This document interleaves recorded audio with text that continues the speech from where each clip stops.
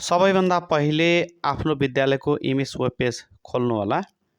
खोलिएको इमिस वेब पेजको बायाँतिरका इमिस मेनुमध्ये student record मेनुमा click गर्नु होला। Student information, scholarship, ID card र स्टुडेन्ट ट्रान्सफर सब मेनु देखिन्छन्। ती सब मेनुमध्ये स्टुडेन्ट इन्फर्मेसन सब मेनुमा क्लिक गर्नु होला। स्टुडेन्ट इन्फर्मेसन आउँछ। त्यहाँ भएको सेलेक्ट इयरबाट 2080, सेलेक्ट क्लासबाट 1 छान्नु होला। त्यसपछि लोड बटनमा क्लिक गर्नु होला। एकछिन प्लिज वेट हुँदै विद्यार्थीको विवरण देखिन्छ।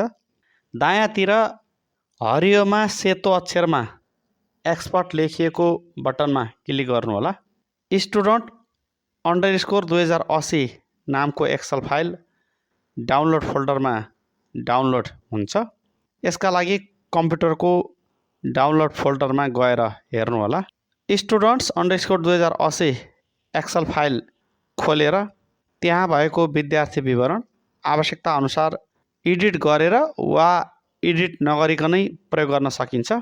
यस भिडियोमा छानिएको वर्ष र कक्षा उदाहरणका लागि छानिएका हुन्।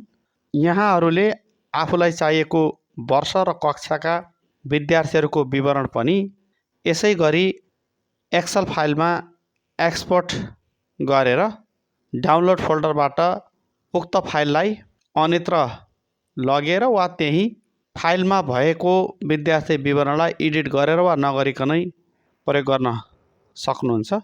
धन्यवाद। नमस्कार।